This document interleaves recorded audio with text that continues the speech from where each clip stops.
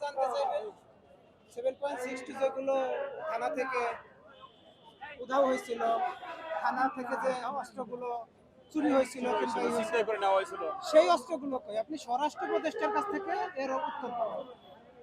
7.62 কোথা থেকে আসে, এই ক্যালিবারগুলো কারা ব্যবহার করে? এখন এই কথা বলতে গেলে তো পুলিশ চুপ হয়ে যাবে। তার মানে পুলিশ একটা বেছে নিয়েছে যে ঠিক আছে, চুপ থাকা যেহেতু ভালো, আমরা চুপই থাকি, বিপদ তো আর কানের কাছ থেকে আছে।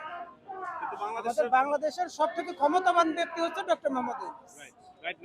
উনি যখন বলে যে সর্বোচ্চ গুরুত্বের সাথে আসামিকে গ্রেপ্তার করেন, তারপরে 24 ঘন্টা পার হয়ে যায়, আপনারা যখন আসামি গ্রেপ্তার করতে পারেন না, আমাকে গ্রেপ্তার করতে চায়। আমি কেন তথ্য দিলাম?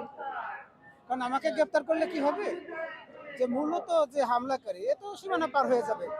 আমাদের সীমানা পার আপনি যেদিক দিয়ে যান 12 ঘন্টার বেশি লাগবে।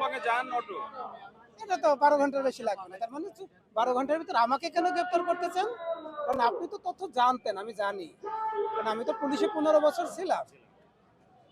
এসবি, সিটিএসবি, ডিএসবি এদের শহরের মূল কাজ হলো রাজনৈতিক ব্যক্তিবর্গের উপর নজরদারি রাখা।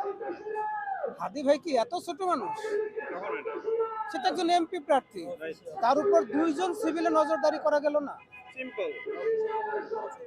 এখন আমাদেরকে বলদ বানাইতে চায়। জুলাই যারা ধারণ করে তাদেরকে বলির পাঠা বানাইতে চায়, কাউকে ট্রাম্প কার্ড করতে চায়, আমাদেরকে বলদ বানায় রাখছে। বাংলাদেশের মানুষ